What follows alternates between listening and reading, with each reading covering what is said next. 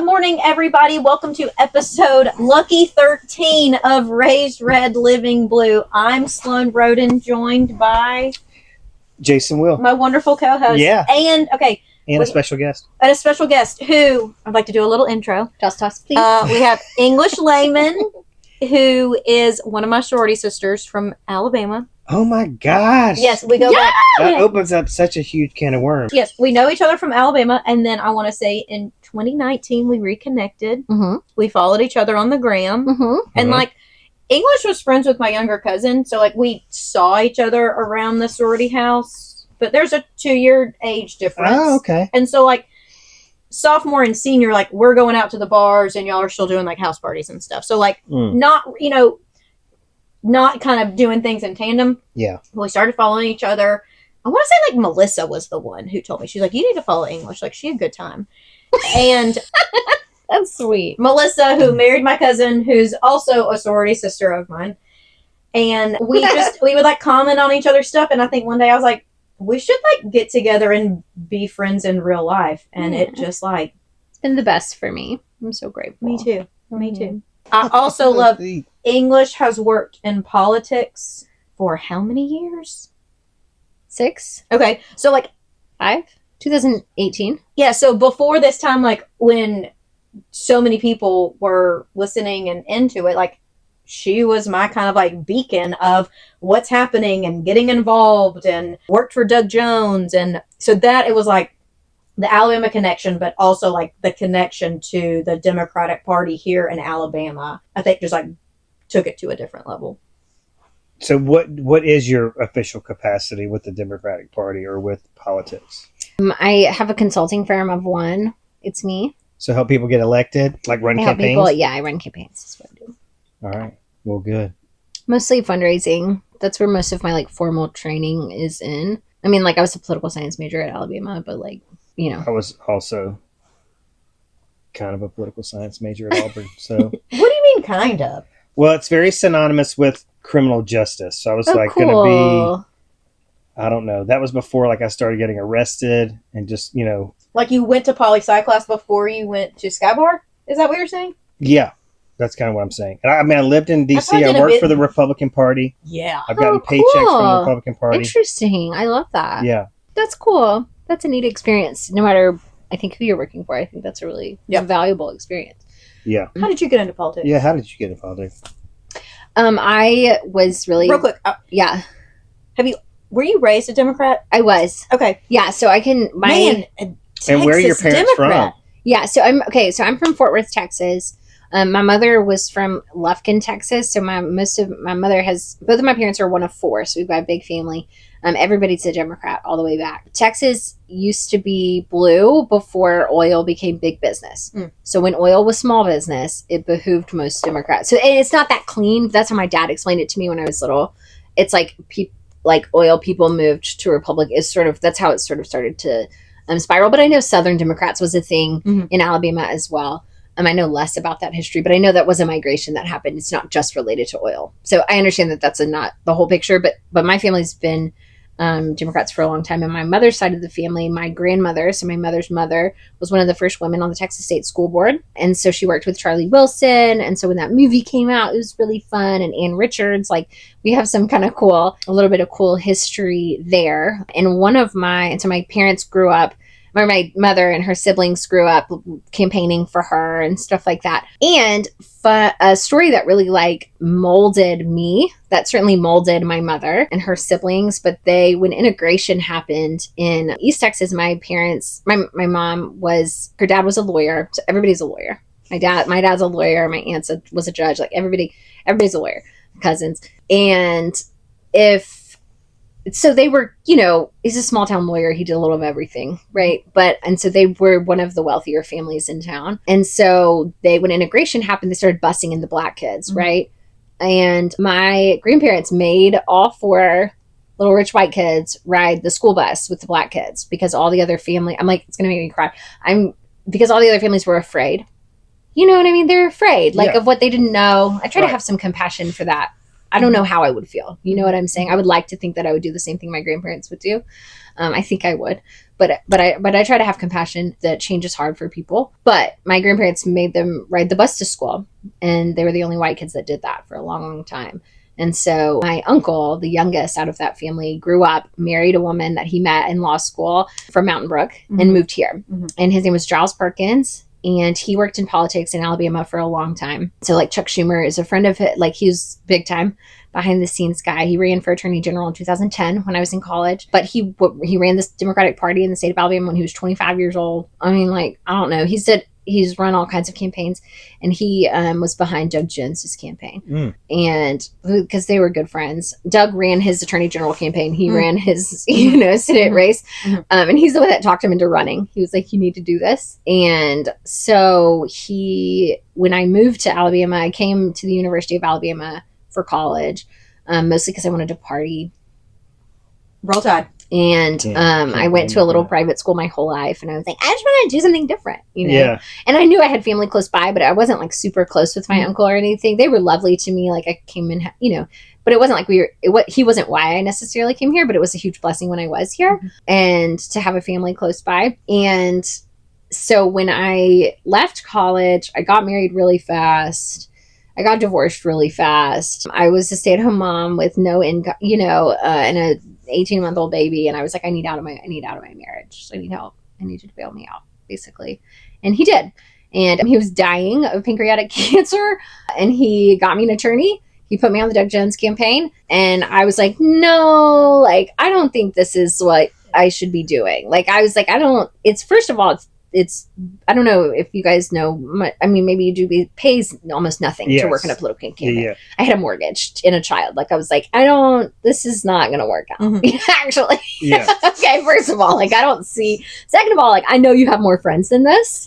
I know you can connect me with more people than this. Like, don't even, you know what I mean? I need something in the private sector, please.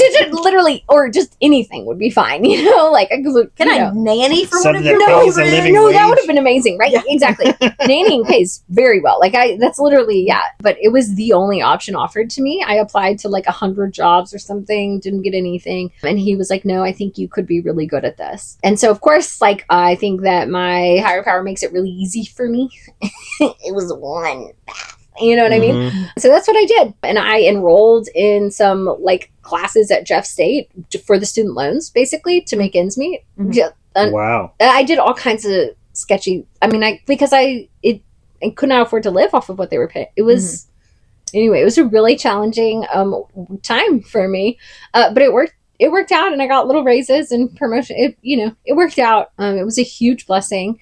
As it turns out, I am good at it, and it is fun. It was definitely where I was supposed to be, and I just made it work. Fascinating story. Yeah. So you worked for Doug Jones, and then just kind of like a brief, like who have you? Yeah. So I did Doug Jones for several years. Mayor Woodfin. I clawed my way onto his campaign. I walked into City Hall, and was like, "You need to hire me. I love you." Like and he obliged.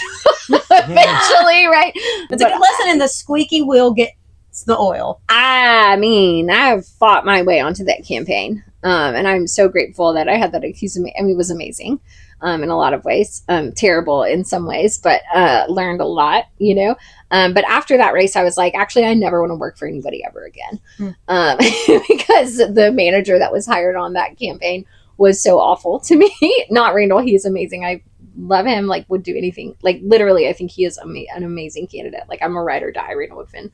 And so anyway, but that that was such a challenging experience for me that I started working for myself. I was like, actually I'm just gonna risk it. And so I did. I'm not sure if you're familiar with Emily's List, but it's a PAC that supports pro-choice female candidates, but they have their fundraising PAC. Basically they do a lot more than that, but that's their primary function. And so they do a training. And so I applied and got in, and I did like a 3 or 4 day training with Emily's List. And I just was like, I need to pick one thing and learn to be really good at that, because when you work on political campaigns, like for Doug Jones, they gave me some kind of blanket title, like campaign coordinator or something. I mean, I did a little of everything. And for Randall, I told him he should put work wife on my business card because I had some bullshit title for him too, like a special assistant to the mayor or something. I mean, I don't even know. I just did a little of everything. And so it's very weird when you're like then applying to jobs and be like, oh, well, I'll drive you to the airport, get the groceries, plan your events. Mm-hmm. I do all of it, right? But that's not really like conducive to long-term work, I learned. So it's a blessing about working on campaigns is I learned how to do everything from social media to, all the ins and outs, but it's also like not really clear. So I was like, I'm just going to pick fundraising. Mm-hmm. And because there's clean training about, it was like there's like a path. And so I did that. So I helped Sheriff Petway and Moshe Daniels ran for DA in Mobile. I've done State House Rep Curtis Travis out of Tuscaloosa. Judge Kiara Hudson. I did her first campaign. That was just my first year. More recently, I did Elizabeth Anderson for Congress. She ran for federal seat 6 last cycle. Mm-hmm. I did everything for her. So some candidates I've just fundraised for, and some I've just ended up managing. Mostly as the years have gone by, we have less and less staff to fill holes. So I like doing fundraising and stepping out of it because it's less emotional for me. I feel like I can go to work and go home fundraising because it's very much like I have a goal for this month. I have a goal for this today. You know what I mean? Or this event or whatever. Yeah. It's very clean. Managing races is emotionally like just so trying and exhausting. And it is a 24/7, 7 days a week. My husband and my kids are working those campaigns with me. Yeah. Everybody is all in. It is exhausting. I just I don't like doing that, but I will because it's the right thing to do. Yeah. That's how I was raised. If something needs to be done, we're going to do it. Okay. I'm fine with that, but that is becoming my only option because like on Elizabeth's race is a great example where I was like, okay, whatever, I'll do your money. That's most important. We'll do that first. And then I'll staff your campaign. Like I'll hire people. I'll help you, but I don't want to manage it. Like I don't, we'll find people to fill in the gaps. And when it came time to do that, when we had raised enough money to do that, there was no one left to call. There's nobody to call. I had one friend. It ended up being 2 people that we hired. Was that because of like so few people doing it or like where it was in the cycle that everyone else was already working on other campaigns? That's a good question. It's because there are not enough candidates. So for me, it's a snowball, I think. So there are not enough people running for office. Like upwards of like 70% of races last cycle went unopposed. Yes. Meaning that we did not have Democratic opponents. That's for lots of different reasons. Okay. I think a lot of it is just we've given up. Yeah. All across the board. Everybody wants to just blame the Democratic Party. That's fine. They're at fault for some things for sure. But a lot of it is just we've all kind of, I think, just given up collectively, nationally. You know what I'm saying? I can imagine it'd be hard to raise money for something that doesn't have a very good chance. Thank you. Yeah, thank you. That's really validating. It's like pulling. Yeah, it's like trying to get oil out of a rock. Yeah. Yeah. Well, and I'm sure there was such like hope after Doug Jones was elected. That's what I was just thinking. 2017, and false then hope. Just it was crushing. When was that? Was it 2020, yeah. Tuberville's doing such a great job, though, I feel. But so there's not enough candidates, so it's not a good job. It's not a great career because there's not enough campaigns to sustain long-term work. We can't bounce from full-time races to full-time races. There's no health insurance. There's no, and so then when you work for yourself, there's not even, so like, I haven't worked since I just started picking up candidates. I haven't worked since November. Yeah. If I wasn't married, like what would I have, and I don't make enough money on these campaigns because I don't raise enough money to make enough money to then save. So that's the ideal, right? Is like you work your ass off for 6 months, you make a bunch of money, and then you can live for 6 months and then you do it again. Yeah. That's how I think the big times do it. I don't know anybody that can do that. I know one guy that probably does that in Alabama, and he's been doing it a really long time and is totally deserving of that work. You know what I'm saying? Like, and I don't even know for sure that that's how he does it, but I think so.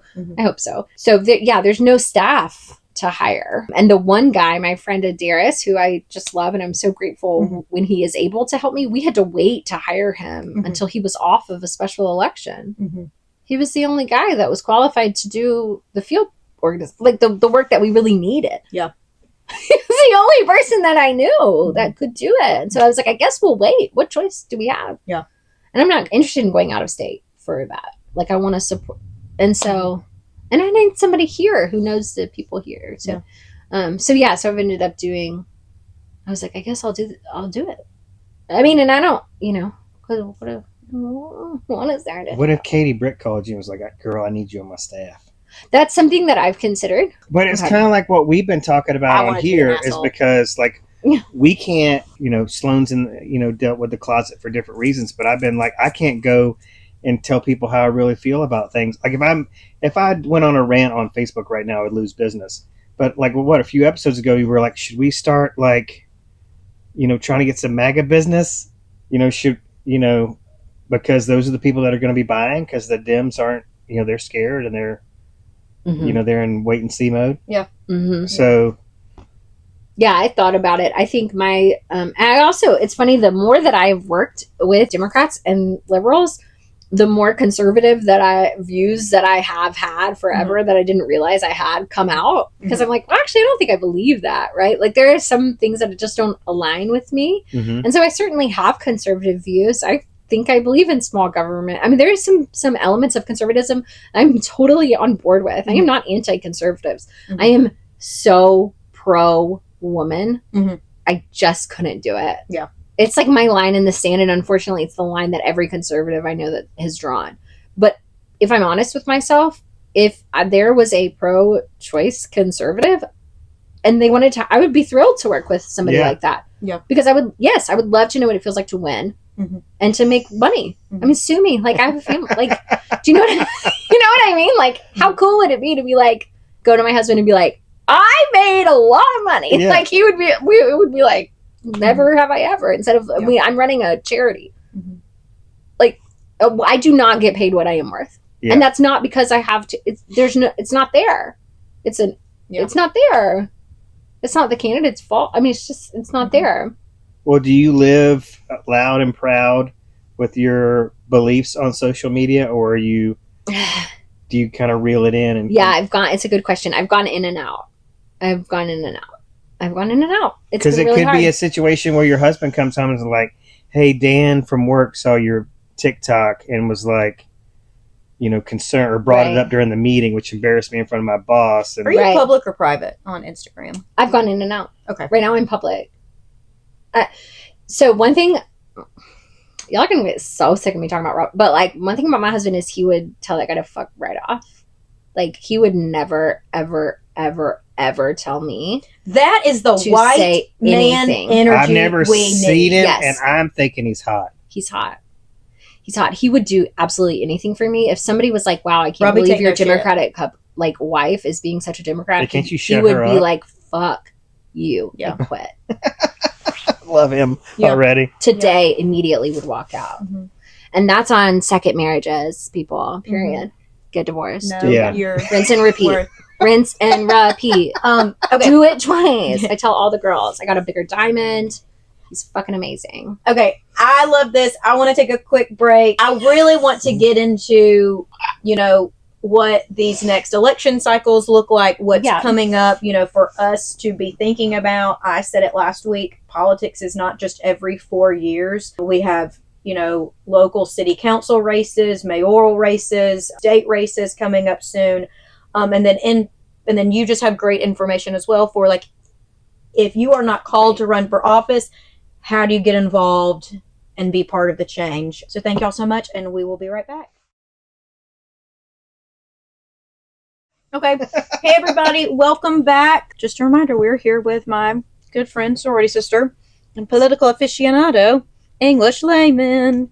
Okay, before we get into political races and involvement, you walked in here really excited and wanting to touch on, like, gratefulness, because we haven't done it in a few weeks. Yeah, did you find something you were grateful for while you were peeing? I'll let you go first and see if I... No, but I think it was last week, right? I was like, because it seems like the Democrats are having a trouble finding not only a message, but a messenger. Yes. We were talking, a little bit about how there's not a lot of Dems that are standing up. There's a handful of people that are really, really getting vocal.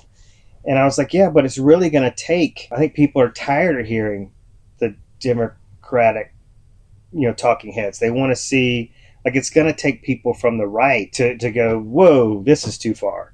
Yep. And we're going to need, the grassroots is really going to have to come from the center right people because we've lost so much credibility in a lot of different areas. But you're just starting to see that. Yes. I mean, I'm seeing these town halls where, it sees a lot of women standing up going, this is bullshit.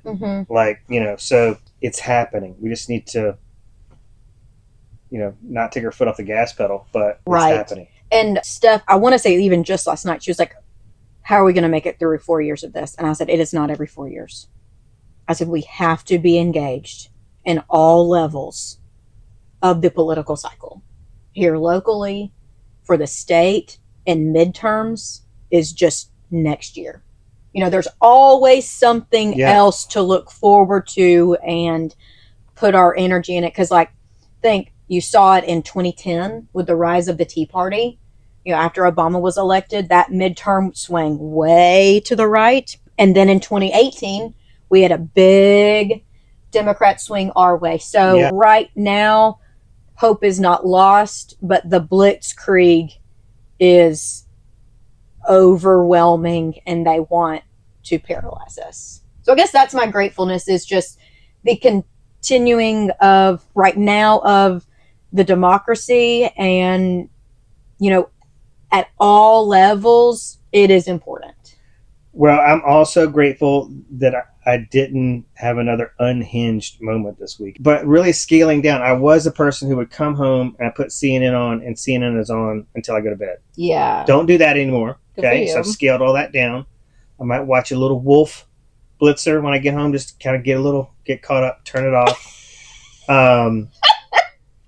Okay. So you're grateful was the right standing up, because the messaging on the Democratic side, and I don't think I've been coy about this, is abysmal, and we're patronizing, which is why people are leaving the Democratic Party. We also don't have a strong, succinct message to get behind, which we need. I love on this week's episode of Raging Moderates, they're like, we're the raging moderates, but they're the snoozing liberals. And it's so true. Well, this is interesting. True. It kind of brings, it's very relevant to English, because one of the things that I've been hearing on political podcasts is how well Democrats did on the local level that took a different campaign approach. Oh, real quick. A win here locally. Was it we got the first Democrat elected to the Chilton County School Board in how many years? I don't remember. I don't know how. I'm not great with those numbers. But decades. A long time. So things. LFT. Let's fucking go. Long fucking time. Long fucking time. I just made that up. I like that. Thanks. Thank you. I learned this week that I learned so much that the woman who is the leader of the far right party in Germany, the Nazis, so nice woman. She is a queer woman who has 2 adopted children, and she's married to an immigrant, or she's not married. What the fuck? To an immigrant with 2 adopted children. They live in Switzerland, and she is against everything right. And well, that's how I feel like when I hang out with gay guys at the lake. Huh? And they're conservative gay men. Right. But I think I can stomach Republican gay guys more than I can Republican queer women. Oh, because it's okay, well, how bad do you hate yourself? No, well, or how big of a performance is it really? Or how much are you lying? See, most people say, "Wow, she's so delusional." I think it's so delusional. I do too. Yeah, it's. We want to keep our money. It's you all are all just screwing with us. Yeah, you don't mean anything that you say. See, with the queer women, it's they want to take away our rights as from the queer community. They want to take away our right to marriage. They want to limit your access to fertility.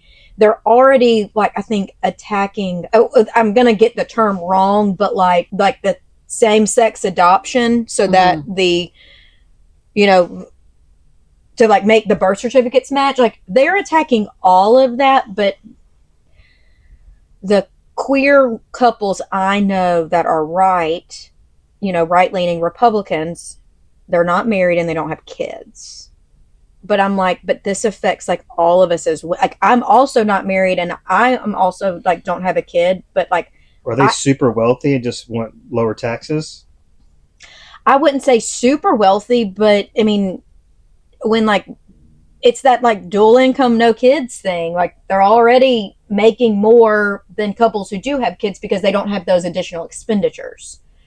I think it's like they're not going to actually come after us, and it's like, no, they think we are an abomination. Oh, and I don't know why they. So that's where I can see gay guys, you know, a little more selfish. And well, it's like we have a like phenomenal agent from Mexico. He came here legally. Oh, but he's like Jason this. Primarily covers Smith Lake. He's like this to give you an idea on Mexican bros that came here illegally. He's like, fuck you. I did it the right way. He's a big Trumper. He's like, yeah, get the fuck out of here. I came in the right way. But to me, that's like, it's not the same, but it's kind of along the same lines. I've got an agent that I know that's black that works for a white broker who's racist and very religious and believes she's going to burn in hell. Not because she's black, but because she's gay. And it's like, what's wrong with you? Like, your self-esteem. Yeah, there's definitely a sociological study that could be done on people that align with things that don't.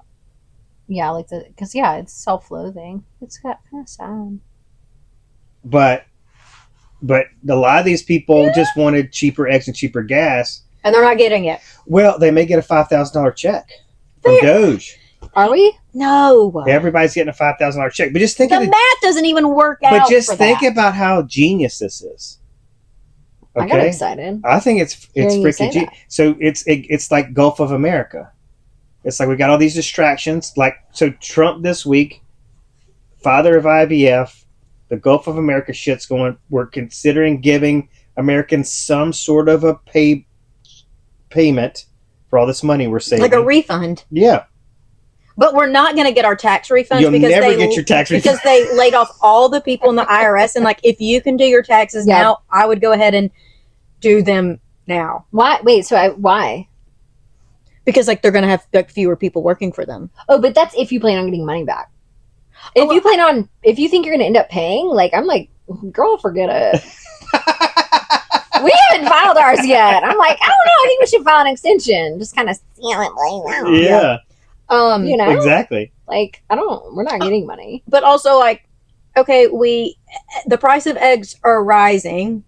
Avian flu is nearing a potential pandemic level, which means eggs will continue to rise. And Trump's very good with pandemics. They just laid off these scientists that were working at the CDC. Yeah. And we were in Atlanta when that news cycle hit, and I was like, Robbie, did you hear that? Yeah, they've seen it. What? There's household cats have died from avian flu. They're saying, like, if you have a cat, like, don't let them outside. I know, poor little Theo doesn't go outside. It's gotten to cows, which, if they are dairy cows, is in their milk. We'll just put bleach in their hay. Which is just another, like, argument of, like, don't drink raw milk. Now they are saying, like, that's never really been a good idea, but go ahead. For sure. But also, like, if you are planning to, like, fully cook your meat until it's done, you don't have a problem. But, like, now may not be the time to, like, eat some beef carpaccio. Not a problem for me. Damn, all we eat is beef and chicken at my house. Yeah, but, like, fully cooked. Sorry, I have potty mouth. I guess Sloan does too. I do. How G-rated are we on here? Well, we were going to plug our businesses one time. Yes! Sloan was just like, I'm just going to plug myself. So she's very raunchy, but she's also the internet darling. I'm not the internet darling. Her clips get way more views than mine. False. It's awful. That's because your bros are on Smith Lake. Yeah, I don't have anybody watch. That's what I mean. Like, your network isn't like her network is like me. Yeah, and everybody's like, "Go, girl." Yeah, and everybody's like, tell the fat guy to shut up. More Sloan. Why do they even put the camera on him? I'm going to go home and I'm going to comment that on every video I see. Jason is projecting right now. This is not real life. No, I'm aware. I'm going to transition to gay, I think. I'm going to transition so I can get a community because I have no community, but whatever. Sadly saying, I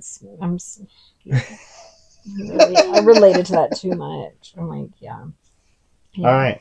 So where are we going to next? We took a hard turn. We're going to come back. It's almost 12. Right. I mean, do you want to hit headlines? Okay, let's talk briefly about candidates. Do you have any candidates coming up you're excited about? Is there anybody going to carry the freaking torch in Alabama that's going to fire us up? Candidates, local races, like what we can be looking for, besides now Shamari. To the midterms, and then how can people get involved? So I have a couple of Hoover City Council races that are Christian Coleman is running for Hoover City Council and Liz Lane. They're both obviously local to Hoover, and they're running for City Council in August. Those elections are in August. I say this all the time. A Republican would never let a seat go unopposed. Elizabeth Anderson pointed out in our and used to say this, and I say it now all the time, but Terry Sewell, who is going to win every time she runs because she's amazing and she's an incumbent and has been for a long time, and it's easy to continue. Anyway, District 1 always has an opponent. Republicans always run somebody against her. Should we put Sloan up against somebody? Yeah, we should. I've tried to put Sloan up against somebody for so long. I mean, come on, she don't have kids. All she does is sell real estate and do Pilates. So, okay, Liz Lane, Christian English Coleman, wanted me to run for Hoover City Council, but I really like the podcast a lot. This is my effort to society. It's really scary to run for office. Could you do both? She definitely could. It's really scary. It's totally understandable why somebody wouldn't want to do that. I get it. I'm just saying, if you do want to, volunteering for, I'll help you. I'm always telling agents they should be volunteering on political campaigns so they can meet people and do business. The sacrifice. There's a lot of time. You're putting your pride and ego out there. You're putting your face out there. It's really scary. It is really scary. So I just want to validate that. I totally get why somebody wouldn't want to do it. And it's really easy for me to say because I'm behind the wings all the time. Nobody knows who I am. I'm the puppeteer. I write the speeches, and I don't have to put my face out there. If somebody wanted to run for local office, let's say Hoover City Council or any of the municipalities, school board, what does that process look like? Yeah. What would you advise somebody to do? Good question. I would reach out to English. Yeah, I would just give me a call and I can connect you with somebody locally. If I'm not a good fit for your campaign, that's totally fine. I've got about 3 people I know in the state that run campaigns. So okay, but let's say it's here in Birmingham in one of the, let's say, over the mountain areas. Okay. Hoover, Vestavia, Homewood, Mountain Brook, something like that. Yeah. You need a treasurer. You need to file with the state. And you can find it on the Secretary of State's website. And you need somebody who's going to be willing to do your compliance for you, which is somebody that's going to file your paperwork and file with the state how much money you've raised and where you've spent it and all of that stuff. Mm-hmm. We have to do it. I would just need a strong HR person. So then you need somebody that just keep my nose clean. And I can file the notes too, but I'm saying without hiring anybody, that's what you need. You need to file with the state, and you need to have somebody who's going to be willing to serve as your treasurer. And it's really that simple. But Hoover's so red, you can leave it alone after that. There's no chance for somebody blue to win in Hoover? Is that what you're saying? I think it depends there. So Hoover, you mean city council or just anything? In general. No, I don't believe that there's no chance for anything to win. Certainly not. What I would like to help change the narrative on for people is that we're playing to win short term, because that conversation is it's not an effective method. We're only focusing on the races that are competitive means that we're only going to run people where we think they could win, and we're only going to donate to those races, and we're only going to give our time and energy to those races. And in fact, we're probably not going to run anybody for anything else because we don't think it's valuable. That's not true. If we have enough people signing up to run for office, we can sort of light a little fire under Republicans and show them that we're showing up.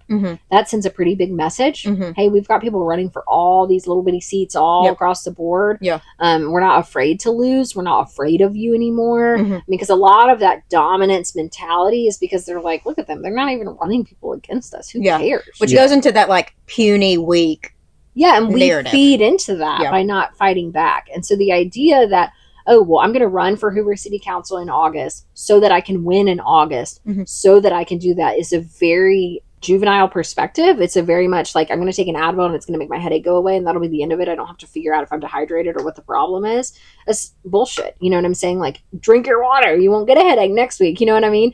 Like, and so I think if we can think about it in a relay, like in terms of like a relay race, that's the conversation that like I continue to have with people. It's like, there's nobody to, like, you know, Elizabeth would say, like, there was nobody to pass the baton because nobody had run in her seat for 6 years. And so she's like, I just kind of picked it out of the dirt and dusted it off and I'm happy to pass it on. You know, she knew there was a very, very high likelihood she would lose that campaign, but she did it anyway because it was the right thing to do. You know, what do you mean we're not going to run anybody for races because we think we might lose? Like, because it's about stirring up some buzz. And so even if you don't lose, if you lose this time, maybe you've set a path for somebody to win next time. Maybe you've set a path for yourself to win next time, you know? Keep going, you know? All right. So I have I have a business proposition. Muddy. I think Sloan is going to put her name on that list. It's just put your name on a list. Nothing's going to happen. You know, just be on the list. But what if we start a road show, right? Like a town hall road show. Will people pay money for tickets? Could that be a way to raise money and then give people a sense of community? It's like these podcasts that do live shows. Yes, that would be awesome. We had a follower suggest this. So y'all should do a live show, like in a high I school want to gymnasium do it so or something. badly. I would really love to do a live show at Al's. Al's would do it. They're wonderful. They did an event for me in Randall's race. He's awesome. And you know, after when they took I guess maybe we can make some money, raise some money. Now I know my gripe my ass this week. We got to do it. Okay. What is your gripe your ass this week? We'll get to it in the next All right, segment. we'll final up the segment. Okay, so if somebody wants to run locally, let's say, the difference between like a city council or like a school board or like a county commission, and they're trying to decide like what's important to me, like, and then if you may have some other examples, those are the first three that come to mind. Like, what are things that like maybe would be interests or things that align with people for those like kind of different races? Oh, that's such a good question. I think it's such a good question, and I don't have a really clean answer for it. Everybody has a little bit of a different role, but everybody's sort of trying to like meet the same end game, especially when we're in a situation where in Alabama, in progressive politics, we like to talk about what does winning look like for you, and it's the worst. It's my least. My least favorite conversation, correct? But it's really an important one that I've learned. And I'm big, like, manifesting queen. Yeah. So I don't like having those conversations with candidates necessarily. But if I'm talking to like the general public about running for office, I think it's an important conversation to have. What do you want? Like, what are you willing to give? And like, we will meet you halfway. And we being the consultants, but also your local county party and your local city party. So like, if you want to run for a county commission in Shelby County, I would connect you with a woman named Marcia Sturdivant. She is the head of the Shelby County Democrats. She's freaking amazing queen, and she would be a better person to talk to about where you might be a good fit, because that's kind of the role of a local county party, is to help fill those seats. You know what I mean? And sometimes they have a lot of capacity to do that. Shelby County does. They have a lot of people helping. They have a lot of bandwidth. They filled almost every seat last cycle.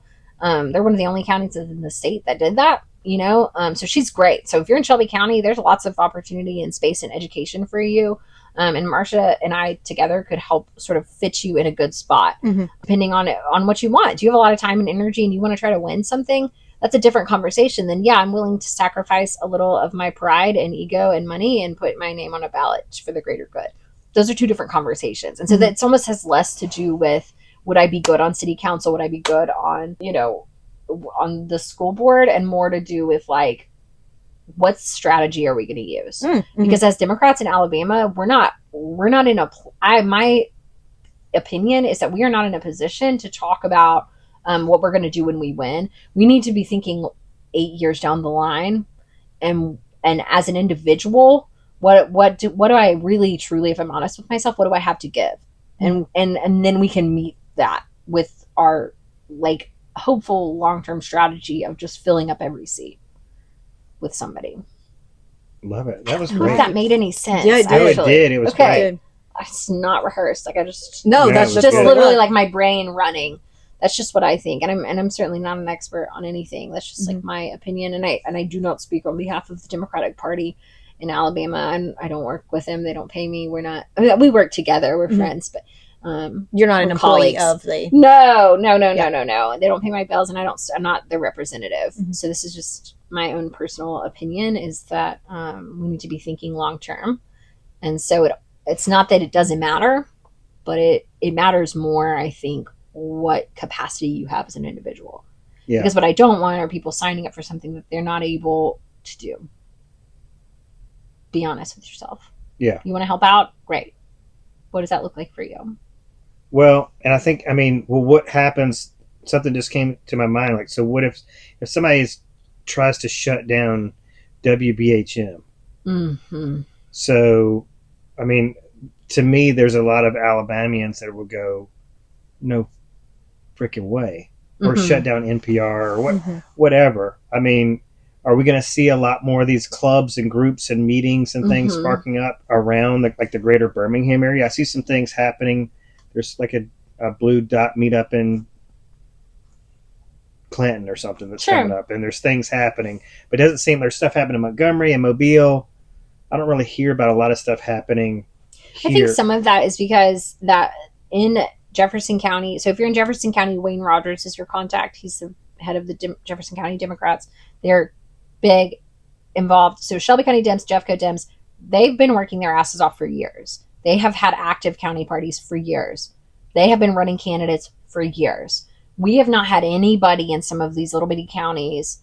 Now Mobile has a pretty active Democratic Party and has for a long time. But some of these Elmore County, Lee County, we haven't had city county parties since the Doug Jones race because they lost and fizzled out. Didn't have the capacity, didn't have the energy. Everybody went back to work. Biden won. And so we don't have connections in those counties. And so I think it's really good and important that some Chilton County, that they're having meetups in those areas. I think it's almost more important for them to do it there because we do have county parties here. Yeah. Now, we don't have enough. I don't believe that in Birmingham, the greater Birmingham area, we have enough fresh faces. It's been kind of like the same people doing the same thing for a long time. And obviously it's not working. Not really, not on a bigger scale. And so I think it would be great if new people came to those meetings, and you can look those up on social media, on Facebook and stuff. They're people that post on pages and will say when their local county party meetings are. And if you don't have one in your local county, but there's one in your neighboring county, go to that, make some friends, make some connections. I think that would go, and then maybe you can start your own, and that would be really cool too, I think that's going to be really, really important. I have a question for y'all. Okay. Oh, I have tea. Just kidding. Well, I don't know if it's tea, actually. I don't know how I feel about it. So the Hoover Democrats are having a meeting. Have you seen this? Okay. And my friend, Christian, who's running for Hoover City Council, is the head of Hoover Democrats. And this was not his idea. I just had it pulled up. But they have welcomed... I'm sharing this with 3... Yeah. Elected officials, all Republicans, from not just their district, but like the surrounding districts, to come speak to the Hoover Democrats. And I have so many mixed feelings. So part of me wants to go and be like, hey. One who is Susan DuBose, who was one of the sponsors of What is a Woman Act. Yeah. Yeah. So selfishly, like my main question is like, hey, like my husband and I want to have more children.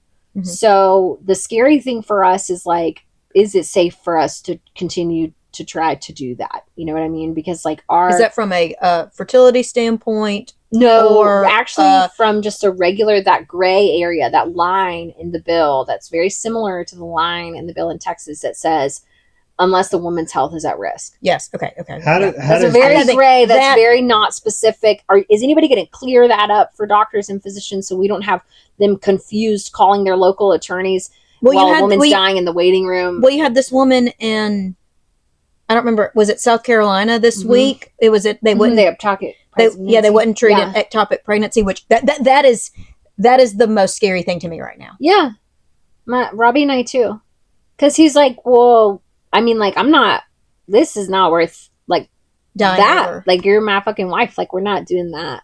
We're not doing that. Yeah. We're not putting your life over. That's crazy. But then it's also the, like...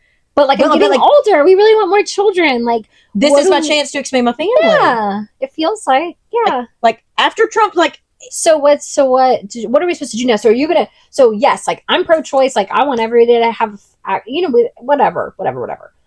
But, selfishly... what do you want women like me to do? And so, like, I want to go because I want to ask that question. Mm-hmm. But what I'm really like, I'm curious what you guys think about that, because a lot of people are angry that they've chosen to do that because they're like, are we turning into, it's kind of scary. It's like, are we losing our local city, like, Democratic, because the Hoover Democrats have been very active for a very long time. I'm so grateful that they exist, right? Like, because so few clubs like that have existed for a long time. They've been around a long time, active. Trump, Biden, doesn't matter. They've been there. So are we now inviting Republican, like, what's going on? I think it's a great idea, because one thing we've been really talking about a lot on this podcast is trying to understand where the other side is coming from, because we don't understand. Mm-hmm. I don't understand how a woman cannot be in total support of another woman. Well, a lot of these women are also not of childgiving age anymore. Yep. We don't have moms in office. Right. We have retired women. We have women, who could afford to run for office. But also these women who didn't experience on as large of a scale fertility issues that women our age are experiencing. Well, yeah, I mean, none of these because people they didn't eat the food we ate. They don't have trans relatives. With chemicals. But also didn't have doctors prescribe birth control from everything to... a headache. Yeah. Headache. Yeah. Acne. Yeah. Period. I mean... Yeah. Which Democrats are at fault for that shit, too. Oh, yeah. Yes. Yeah. Yes. You know who taught me about, you guys? Hot take. I love a hot take. Do you know who raised me? Really? West Wing and Boston Legal. Okay? No, I'm not ashamed. Jed Bartlett. Okay? President Bartlett. He's the president we need right now. Boston Legal taught me about lobbying in a way that my professors at Alabama didn't. Or let me say this. I received it from a television show, better. Mm-hmm. That's probably not my professor's fault, actually. Right. But, like, I learned so much. And that was a pretty progressive-leaning show. Mm-hmm. And so then to leave college and learn about, like... I was like, wait, you guys are getting kicked back. What? Wait, what do you mean? Yeah. Democrats are willing to poison us too for money, for profit. Sorry. It's really depressing. No, it's okay. That's like something that has just been like really eating at you. Yeah. It's just like, it's left me pretty jaded. I think I was like, this was all about money for everybody. Well, I think it's good. I mean, this is a pill that a lot of Republicans are going to have to swallow. Like, our party's not who we think they are. You mean Democrats or Republicans? What did I say? Both. You said Republicans, but I think both of us. Yeah, both sides. I mean, you're starting to see now. What's been great about this podcast is that it's really forced me to start. Like I'll turn on a little Fox News and see what the hell they're talking about. Yeah. And I'll try to. They're not wrong about everything, as it turns out. No, they're not. Of course they're not. Like, but I think for a long time my perspective was like good guys and bad guys, and that's not reality. That's totally right. Yeah, that's not reality. They're right about some things. We're good, you're evil. Yep. Yeah, and so maybe the Hoover. But I think some of it is, if I'm honest, like it's kind of scary to me to see them doing that, because I'm like, I feel like does it feel pandering? Whitewashing? Yeah, maybe. Like how people were so mad that Joe Scarborough and Mika went and met with Trump. Yeah. Kind of that same. Yeah, maybe. Maybe. I don't know. I'm very. I hope we'll go and find out. Okay, let's take a quick break. We will do headlines and also what's griping your ass this week. Okay, everybody, welcome back. Okay, before we do headlines, let's do what's griping Sloane's ass this week. Everybody gets a chance to have their own gripe. Oh no. Okay, so my gripe this week is the forcing from the Trump administration on the National Park Service to remove the word transgender and queer from the Stonewall Monument in New York City. What is that doing to hurt anybody? I don't understand. What's the... No, they're just changing the rhetoric. But it's not that they're offended by it. It's the beginning of erasure of it's just a whitewash of people. Yeah. This is how we make this go away. Yes. It's erasure. We are going to pretend like these people don't exist. It's become too acceptable. Yes. But the thing for me, and when this happened, when I saw it Thursday, and then it really hit me on Friday, and y'all, I cried multiple times throughout the day. I had not felt this emotionally affected since the day after the election. And if anybody wants to read my thoughts, I've posted them on both I've posted on our Instagram page. It's also on my personal Instagram page. It is because transgender men and women played integral roles in the Stonewall uprising. Transgender men and women were at the bar Stonewall Inn that night in June in 1969 when a police raid came in, and it was the final straw, and people said, fuck it. We're not just going to hand over our IDs and taken away in paddy wagons. We are going to fight back. And it was a trans woman, Miss Orleans, I believe, started pulling up a parking meter, and other gay men joined in on her, and they started using it as a battering ram because the New York City police, NYPD, whoever was in Stonewall Inn, they locked the doors. And it almost became like a hostage situation. And then whoever was on the street, it just gained more and more and more. People started joining in. One was being pushed into a paddy wagon and used it and launched himself back to kick police officers. And at one point, where this is in the West Village, the blocks are so short that then the crowd was so big, as the police would chase them, they would run and go behind them. So it was almost kind of like that game Snake, but it went on almost until the morning. And they, I think, I might be wrong, rated it again the other night. Or maybe it was just the first night. This was a Friday night, which was very, very unlikely because Stonewall Inn was owned by the mafia. And so the NYPD would typically raid on a weeknight so that it wasn't a big night for Stonewall to lose money. And then the mafia would pay them under the table to not do it again for a few weeks. So it happened on a Friday night when there was lots of people there. And then something else happened Saturday night. And then that Sunday is when they marched along 7th Avenue in the West Village all the way to Central Park, which is a long, long way. That's from 8th Street to 59th Street. To tell you how far that is. And that Sunday, that march is what we now know the Gay Pride Parade to be.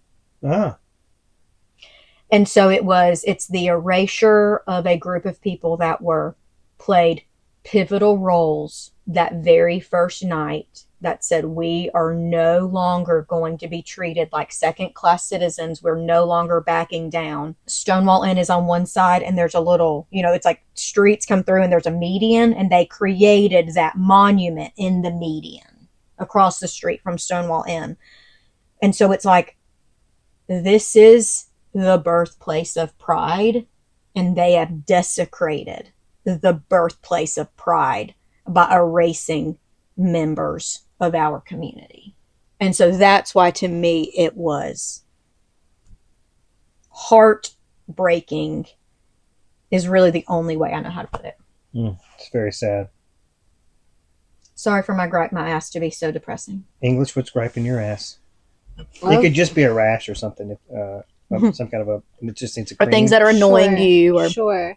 like last week, mine was Katie Britt's picture on the front of on the tarmac in front of Air Force One when they were going to the Super Bowl. Like they and were spilling millions of dollars. like they were the Secret Lives of Mormon Wives. Yeah. Is that not waste and abuse? But anyway, what's griping your ass, English? I think usually what gripes my ass the most is myself. Sorry, and that's not like a self like hatred thing. It sounds kind of like it, but it's not. I mean, like I usually am my own biggest problem. Mm-hmm. Like I really like to blame other people for the way I'm feeling, but like it's usually not babes. It's usually me. And so I think what's been griping my ass this week is like my pride and ego has been kind of getting in the way of trying new things. Yeah. Like the coffee I had this morning where I'm like, I'm trying new things, but sometimes I'll be like, man, this is never going to work out for me because all my other crazy ideas haven't worked out for me. You know what I mean? And so then I get in some fear. And so my own fear sometimes can block me from being a true manifesting queen. You know? Thank you for bringing your vulnerability this morning. I stay vulnerable. Stay vulnerable. I really do. But that's really like, you know what I mean? Like there's all kinds of stuff I could bitch about. I try really, hard not to live in that place. It's so hard this month. I have been more like, like zombified this month than I probably have in like, I don't know when, because I try not to get too in the hole. But anyway, yeah. But that's really, if I'm being really honest with myself, my own little ego. What if someone sees me fail? Like, so what? Then I'll fail again. Like, it'll be fun, Mm-hmm. So I try to talk to myself like I would talk to my kid, Yeah. That's what Robbie, my husband's always telling me that. He's like, what would you tell Poppy? Oh. Okay, so this is on my phone because I need a constant reminder of this. He's literally the best. But imperfect action outweighs perfect inaction. Okay, that's hot. Okay, send that to me. I made it on Canva. Will you screenshot and send it to me? That's so good. Thank you. That's so good. Jason, griping I'm your going ass. to do it. I'm going to go public, you guys. Gosh, there's so much stuff this week, but I think I've just got to stick with Ukraine. If I wanted to reach a broader audience, I might just say what's griping my ass this week is my concern for America on the world stage. Here it is. Okay, you guys have helped me self-discover this. It's the word embarrassment. Ah. A lot of times on this podcast we have words that come out and have like this meaning, like to try. Yeah. Or exposure. Yeah. Empathy. This week the E word is embarrassment. I really feel like we have a lot to be embarrassed about as a country.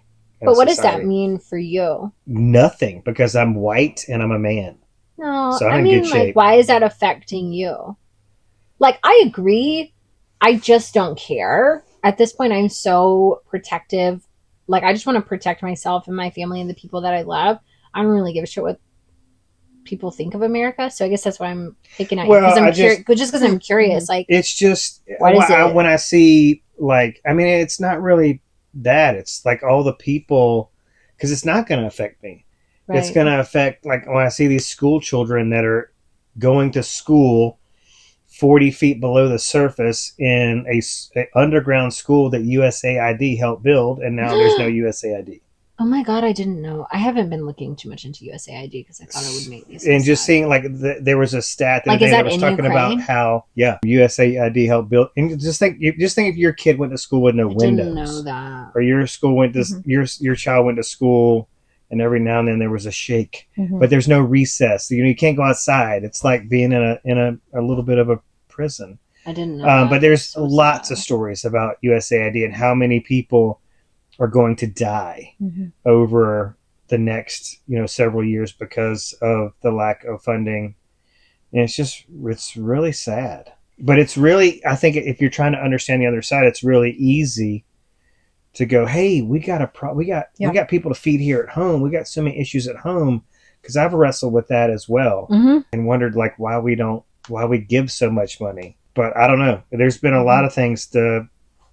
Marco Rubio really chaps my ass more than Katie Britt, because he's been such a hawk on Russia. Now he's just caving because I feel like he wants to be president. One thing I thought this week, and I mean, could be getting ahead of myself, but it's like, this, with Ukraine, if we, the shit that Trump's threatening to do with the NATO, if we are Russia and Kremlin sympathizers, all of these, and then coupled with these protests and marches throughout Europe that are for democracy, and they see our democracy crumbling, and you see these comments on Instagram and TikTok like, what is happening? Like, we see America crumbling. And then on Monday, we had protests throughout the United States that were not covered on the news, not covered by our news stations, were not covered by international news stations.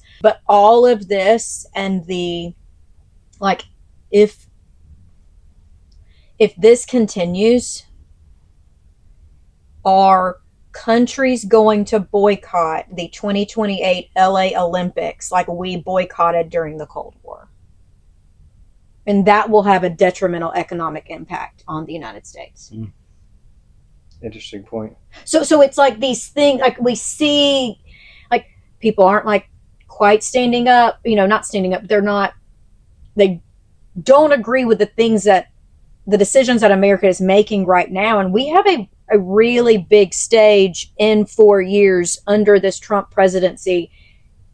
And countries may choose not to come in boycott of us like we have done for others. That could be good, right? I don't know. Okay, so I have this like fear that like everybody's having right-wing movements, meaning there will be nowhere to go. That's not reality, right? Yeah, that's just like what it seems like. It can feel that way. Yeah. So like I know that's not, but that's just like a deep down fear. So I like the idea of the secret meeting in Paris last week. It wasn't a secret, but there was a meeting, and that Macron had. And I like that. That there are people saying like, okay, what are we going to do out of America? We need to learn to stand on our own. Yeah. And have our own. There'll be more defense spending in Europe after. I think that's good. Oh, for sure. Yeah. So anyway, so I guess that's why I'm like, that could be good. I mean, yeah, like it sounds like it would be terrible for our economy, but if Rome needs to fall, like burn it. Right.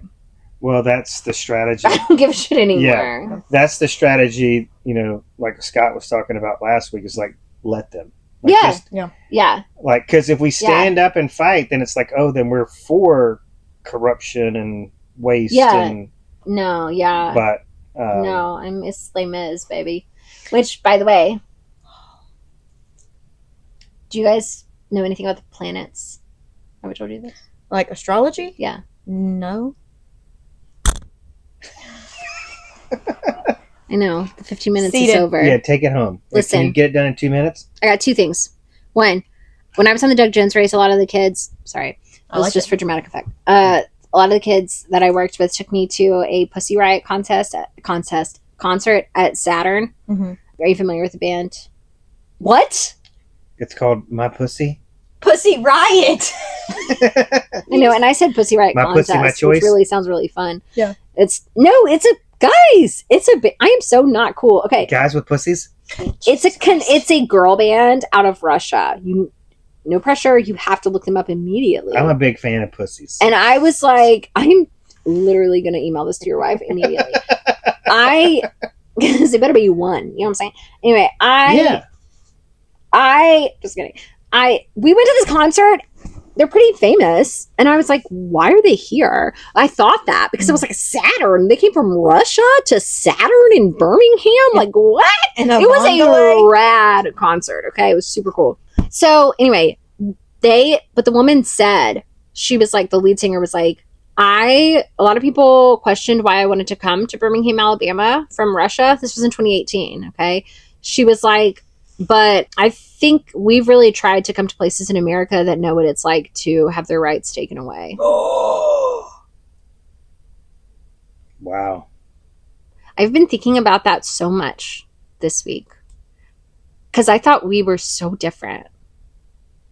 And this woman has been arrested, been put in work camps. She keeps on. She stays in Russia. She keeps singing her songs. She keeps fighting for women. She's still doing it. Unbelievable. Okay, decades. This is her life's work. Is this ban and the activism surrounding it? And she was like, "No, like you guys understand. We understand each other." All right. Well, Sloan, take us out. Take us back. He's holding him. Okay. All right. Get me out of here. I'm just going to climb out the window. Actually, it would be fine. Okay, everybody, thank y'all so much for tuning in. You can find us on YouTube, Spotify, Apple Podcasts. Please connect with us on social media on Instagram and TikTok. Have a great week. Bye. Bye.